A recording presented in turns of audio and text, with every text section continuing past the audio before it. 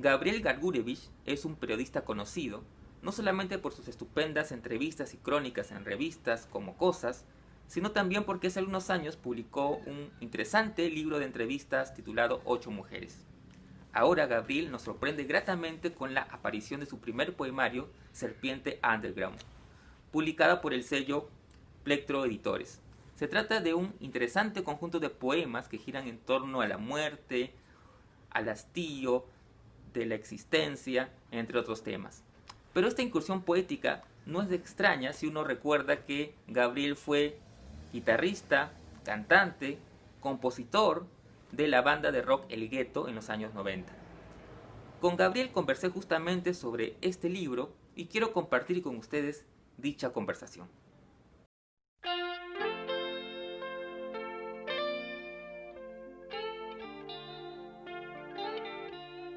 Hola Gabriel, gracias por tu tiempo.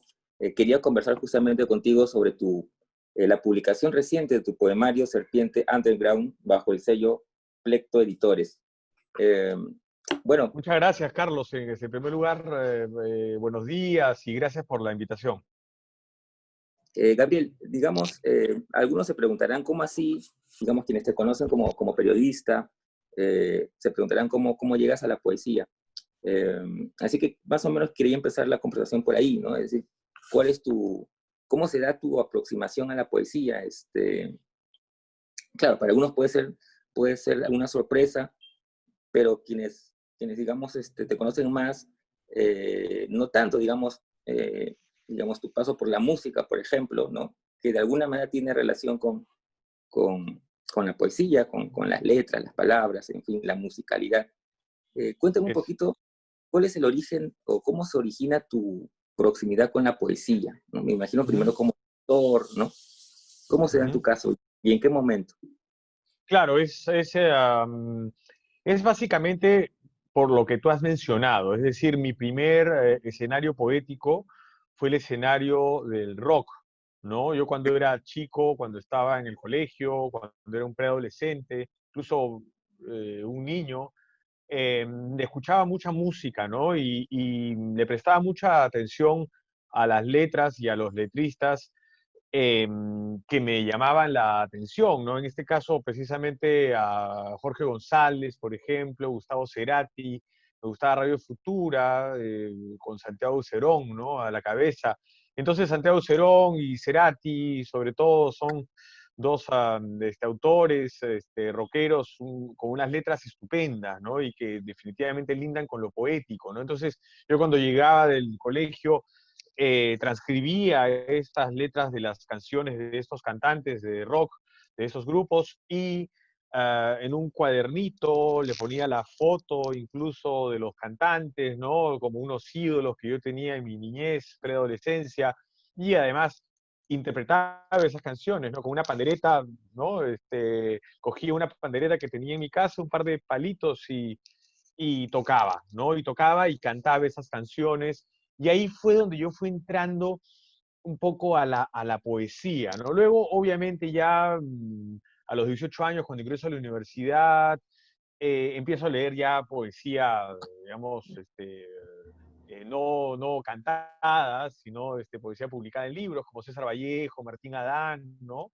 Entonces ahí influyen incluso estos poetas y entre otros, incluso también Silvio Rodríguez, ¿no? Regresando un poco a los cantautores, para poder hacer mis propias letras en la banda que posteriormente tuve, ¿no? Que se llamó El Gueto, que era cuando yo tenía 20 años.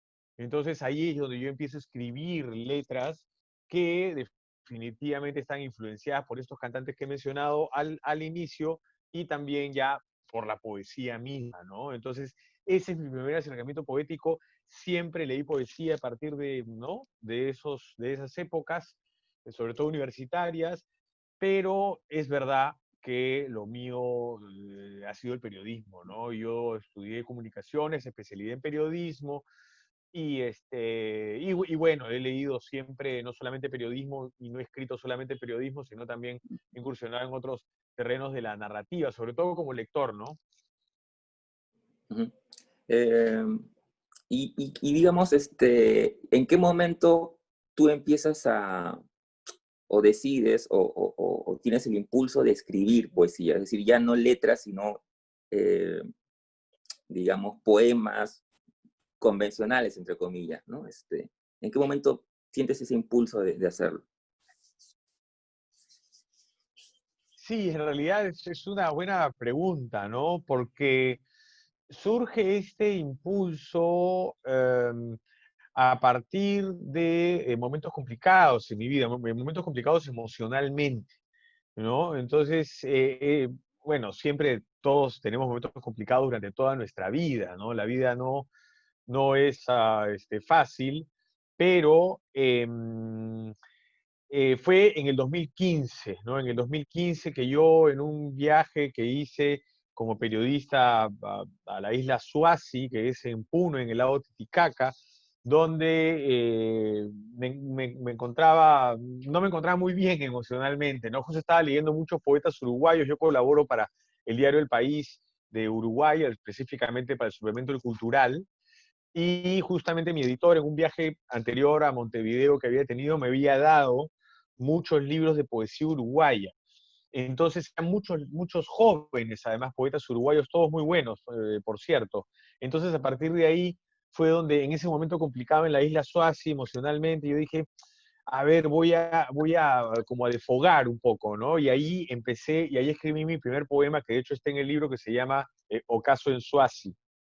Entonces, a partir de ahí me di cuenta que la poesía podía servir para sanar, ¿no? Esto como primer impulso, ¿no? Entonces, desde 2015 hasta hace poco he estado escribiendo y escribiendo poemas cada vez que o me sentía un poco, digamos, en el mar de los tormentos o también pleno de felicidad, ¿no? Entonces, es en estos momentos emocionales a veces desbordantes donde encontré en el espacio poético un lugar para poder plasmar estas emociones como un primer impulso sanador, ¿no? Luego, obviamente, ya está la etapa del pulido, ¿no? Y de la edición como en todo tipo de textos y creación literaria, ¿no? Pulir, ¿no?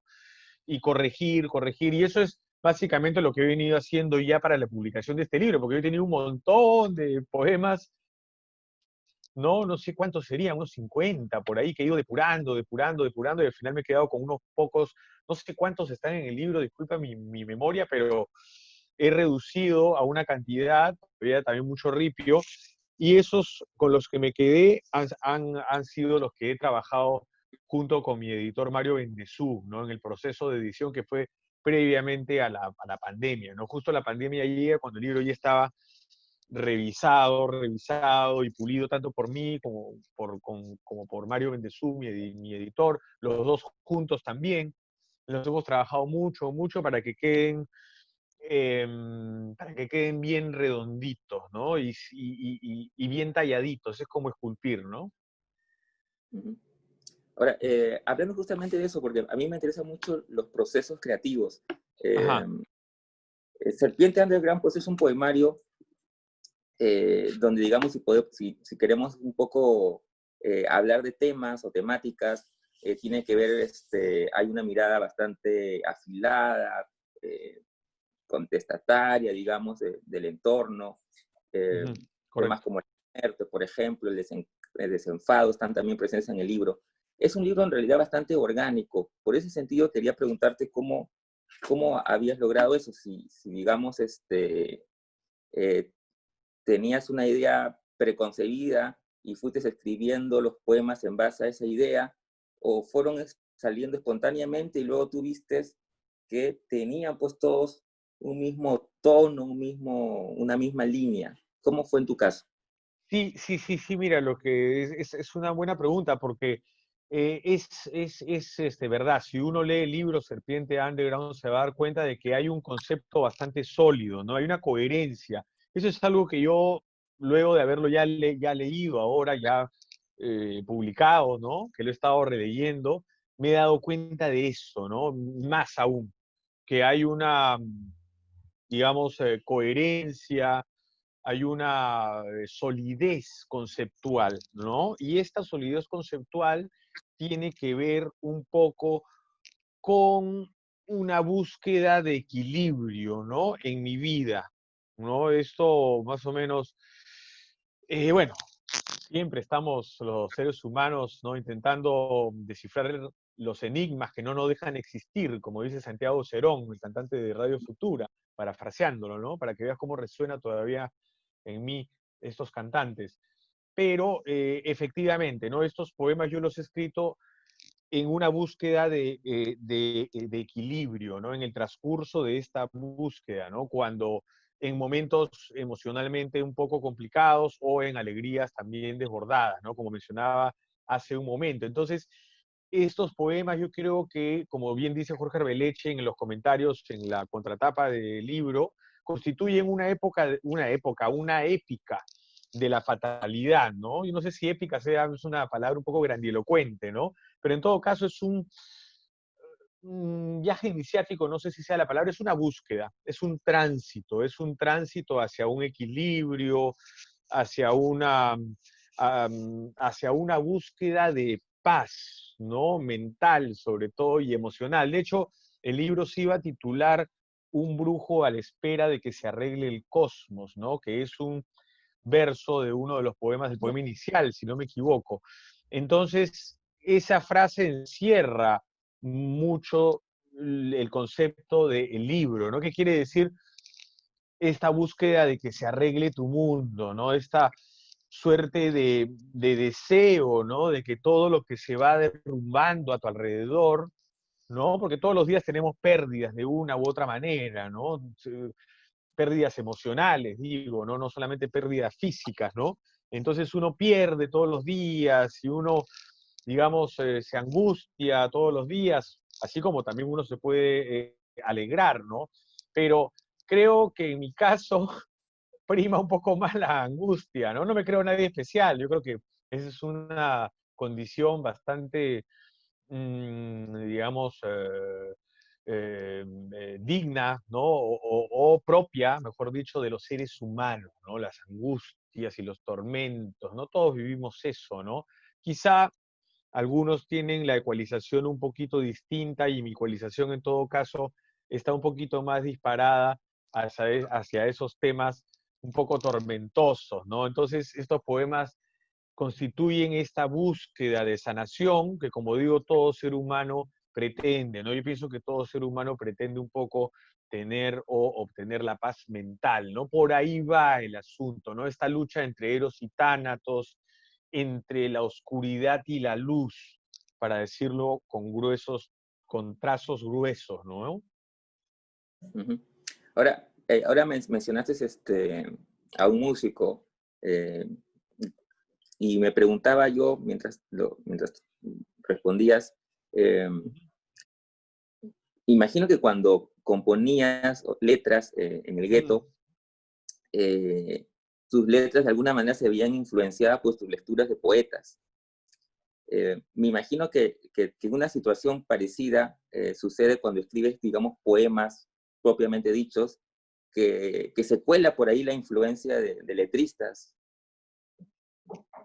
Totalmente, totalmente. Y seguramente, si me lo estás preguntando es porque te has dado cuenta. Definitivamente, ¿no? Incluso hay, sí, de todas maneras, hay unos cuantos poemas donde figuran o donde aparecen letras de canciones, ¿no? No solamente canciones de rock, ¿no? Sino también canciones, por ejemplo, de Silvio Rodríguez, ¿no? Algunas frases que he robado de él, ¿no? Y que obviamente ya las hago mías y las acoplo a ¿no? A una canción mía, ¿no? Hecha poema, ¿no? Silvio Rodríguez, también incluso está Luis Miguel, ¿no? En la canción Hablando de ti, hablando de mí, ¿no?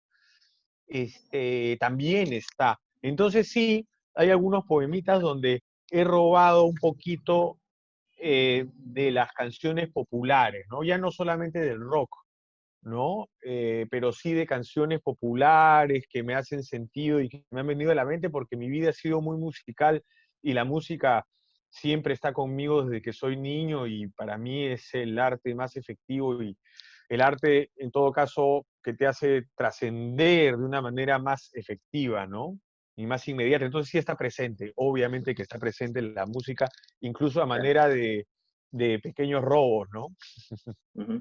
Claro, pero como te decía, a mí digamos que no me sorprendió para nada enterarme de la publicación de tu poemario, porque justamente creo Mm, que la poesía es el género literario que está más cercano a la música, ¿no? es Así verdad, que tiene que ver con eso. Lo que me lleva así también, es. me da también curiosidad, Sí. digamos, cuando tú componías esas letras en el gueto, obviamente pensabas en la música. Ujú. Eh, entonces me da curiosidad si cuando, digamos, escribes un poema, eh, me imagino que también aparece en algún momento, corrígeme si me equivoco, la disyuntiva. Esto podría ir hacia una canción. Eh, ¿Cómo manejas ese tema? Sí, sería maravilloso, ¿no? Yo la verdad que no toco la guitarra muy seguido, ¿no? Mi hijo mayor es el músico de verdad, ¿no? Y mi hijo pequeño también está siguiendo los pasos musicales, ¿no? Ellos tienen mucho talento musical y ellos son los que están en realidad dándole a la música. Yo en realidad ya como ejecutor musical estoy bastante oxidado y bastante alejado, ¿no? De practicar o tocar la guitarra, sobre todo porque tuve un desgarro muscular hace como 5 años que persiste, ¿no? Y me sonríe un poco porque este dolor, claro, son secuelas. Yo tuve este desgarro muscular que me sucedió escribiendo, además, dicho sea de paso. Por eso hoy es una recomendación a todos los escritores y a ti también, ¿no? De que hay que escribir de una manera correcta, porque cuando ya pasan los 40 años la máquina empieza a fallar.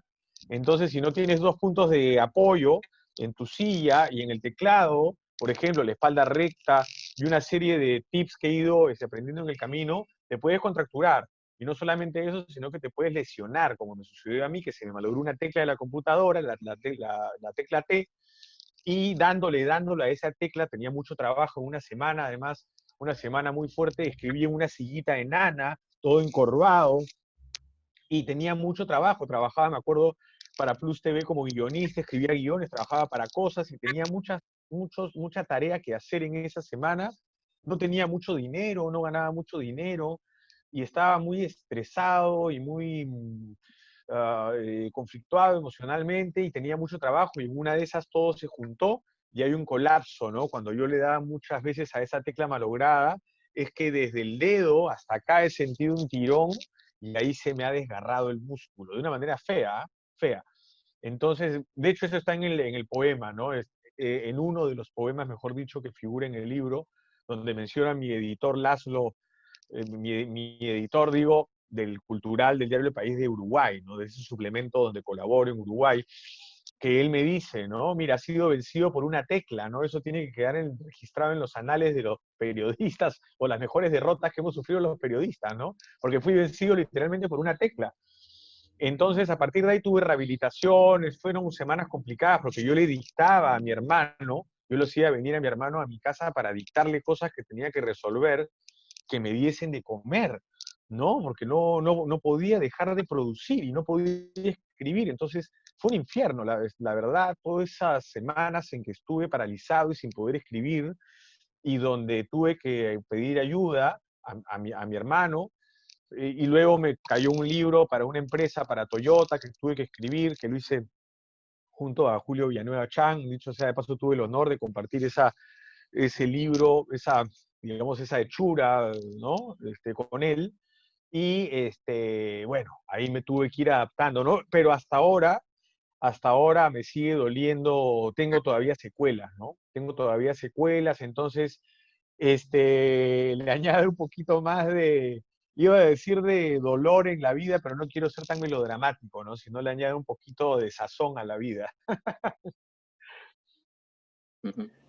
Eh, Y entonces por eso es que no puedo tocar la guitarra muy bien, ¿no? Y es por eso que estoy un poquito desalejado, pero regresando a tu pregunta, disculpa que me he abierto mucho, sí, o sea, me gustaría obviamente musicalizar uno de estos poemitas, sería fantástico, ¿no? La música siempre está ahí, A veces mi hijo por ejemplo, voy a grabar una canción, he grabado una canción con él, él va a sacar un disco, mi hijo mayor, he grabado una canción con él, la otra vez Diego Treyes, nuestro amigo Diego, en su matrimonio hace un año me pidió cantar, agarré la guitarra, canté, ¿no? Entonces ahí eventualmente está la música dando vueltas, pero no lo tomo como un proyecto